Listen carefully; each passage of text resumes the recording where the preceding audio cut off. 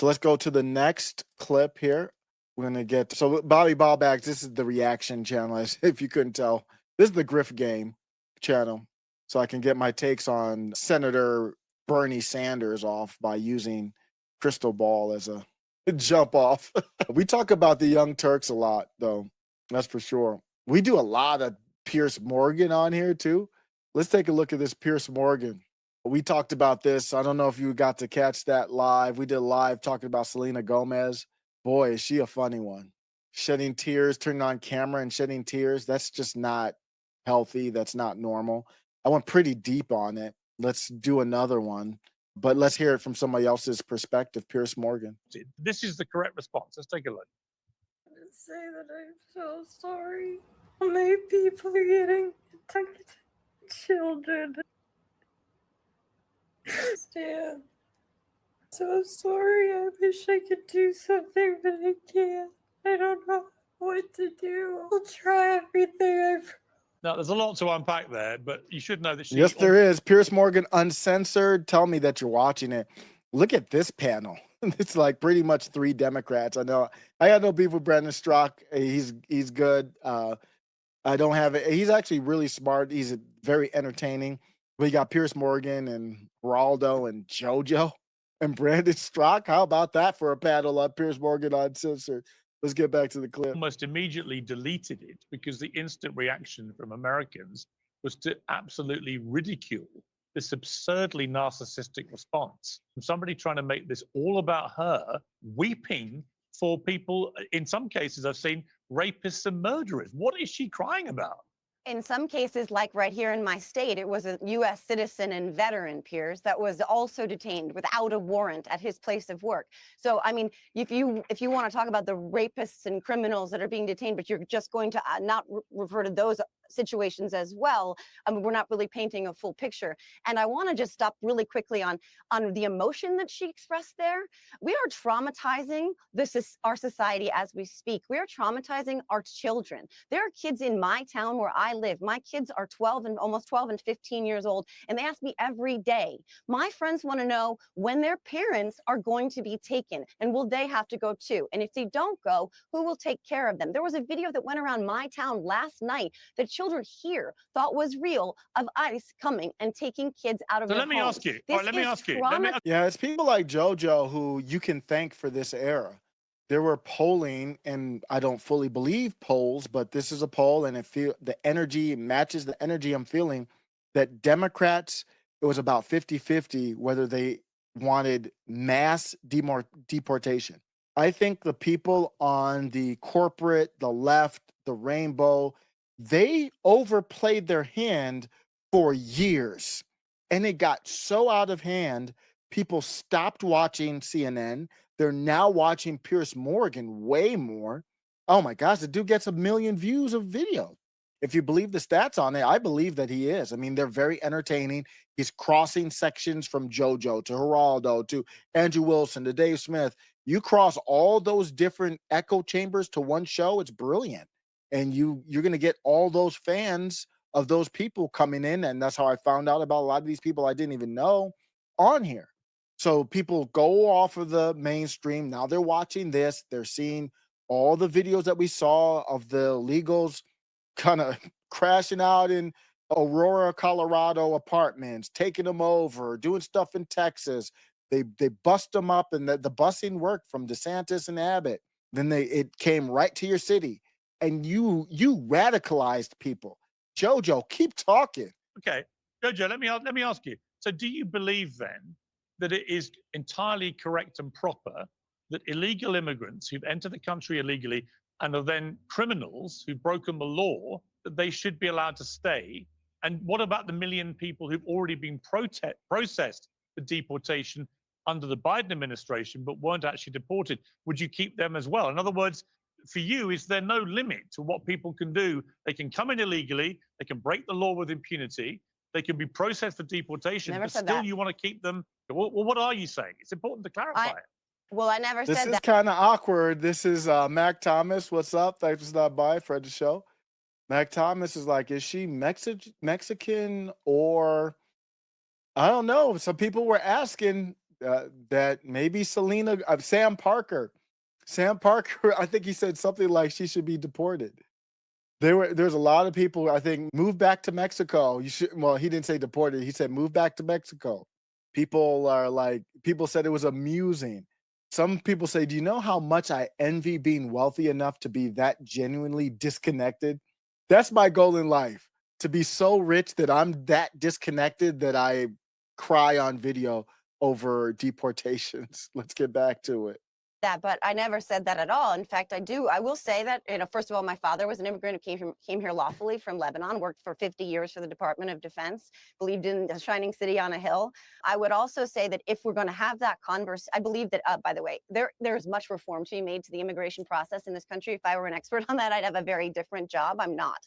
I will say that it needs to be done and needs to be addressed. But if we're going to have the conversation about consequences and rule of law, then we need to have that conversation about somebody sitting on your panel right now who was a January 6th insurrectionist and was pardoned for his crimes. So what is acceptable in terms of allowing crime and what is not acceptable in terms of allowing crime, or forgivable in terms of allowing crime because of the color of someone's skin or the status of their citizenship, then I don't think this is a conversation about the rule of law at all.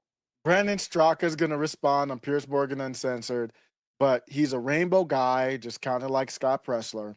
He wasn't there to do any type of harm. Trust me, he wasn't going to hurt. That dude couldn't hurt a fly. You remember the old phrase, he wouldn't crush a grape in a food fight. So this is how out of touch JoJo is.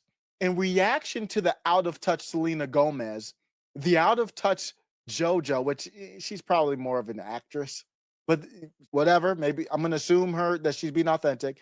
She's out of touch, and she brings up J6 like Brandon Strzok is the insurrectionist that the country should be fearful of.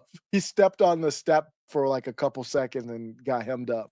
Okay, but just to be clear, because you haven't answered the question, would you let illegal immigrants who break the law Do I think that people should be able to? No, I don't. I don't think anyone should be able to break the law in this country and have no consequences for it.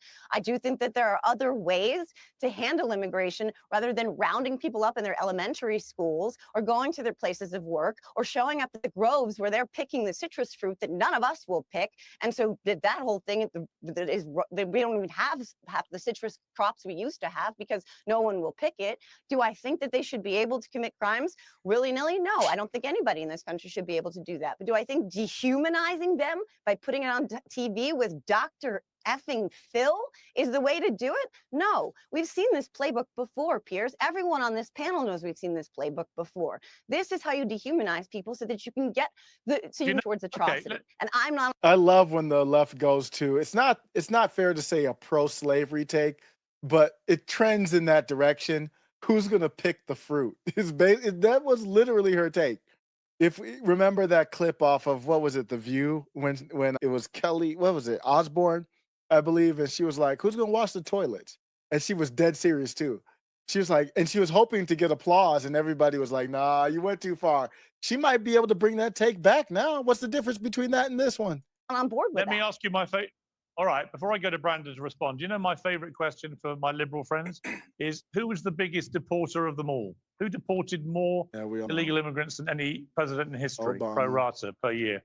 You're going to say Barack Obama, right? Yeah, we all know. You're going to say Barack Obama. Well, yeah, I'm not saying it. Yeah, I'm not saying it for any reason other than it is Barack Obama. He deported over 3 million illegal immigrants in 8 years. Did he have Dr. Phil do it on TV? I don't really care whether Dr. Phil's there or not. My point is, the greatest deporter of all, the man who earned the moniker of deporter in chief in Mexico, was actually a Democrat president, Barack Obama. And I don't remember people like you screaming about how inhumane it all was when that was going on. In fact, most liberals I know have no idea, A, that he deported 3 million people, or B, that he was the deporter in chief. Why? Anyway. Because he didn't turn it into a reality show, Piers. It wasn't designed to dehumanize them. Because he didn't make it into a prop and cops and reality TV. It wasn't the Hunger Games or Running Man. That's why. You don't think this is dehumanizing them, Piers? Do you support that? Let me ask you a question, Piers. Do you support them being dehumanized? I think when you try and say that nobody... I think when you... No, I don't agree with anyone being dehumanized, but I do agree with illegal immigrants. That's what's happening, is it not? In any country being thrown out, yeah. Because, by the way, I have to But go that's not the through a question I very asked vigorous you. process. Well, no, well, fortunately for you, I asked the questions. But my point is that people like me who want to work in America or live in America have to go through a very laborious legal process. Everyone knows that. And when we ultimately get our visas, we're called illegal aliens. So, when it comes to dehumanizing, you can sort the language out on that to start with. Let me go to Brandon.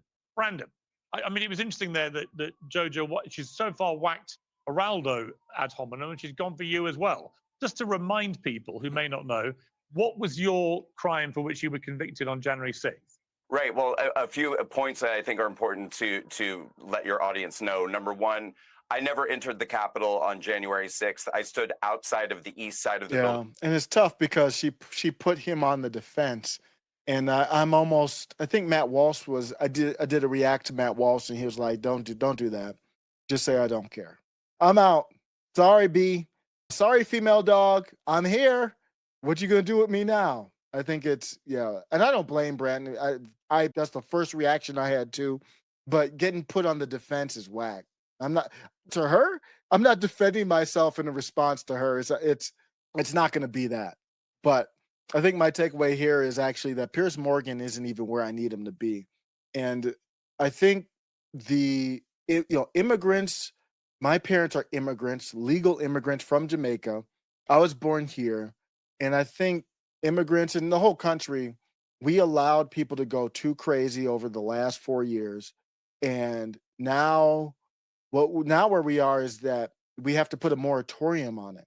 And I hate to say that. And it should have just stopped. There should be no immigration until we figure out what's going on, legal or otherwise, because it's gotten too crazy. We don't know what these rules are. People with the asylum, can it swing that much from president to president? So if they steal an election and another president, JD Vance doesn't win in 2028, and they get John Fetterman or whoever else, they can just turn the spigot on again. We have a much bigger problem, and old school immigrants. That's why they voted for Trump. Mexicans, many of them voted for Trump because when they came here, just like my parents, came here very humble, didn't want to take any money from the government or nothing like that, wanted to take advantage of a better situation and contribute to a society, raise kids that were productive to the community, good in school, trying the best to do that, and not get government handout cards, not get welfare, not get free universal health care.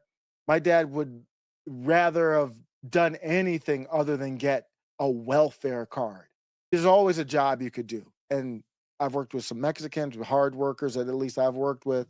That's the stereotype. And that's what we need to get back to.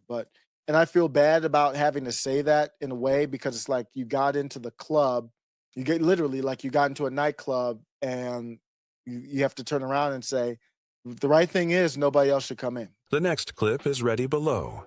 Welcome to After Show Carnage.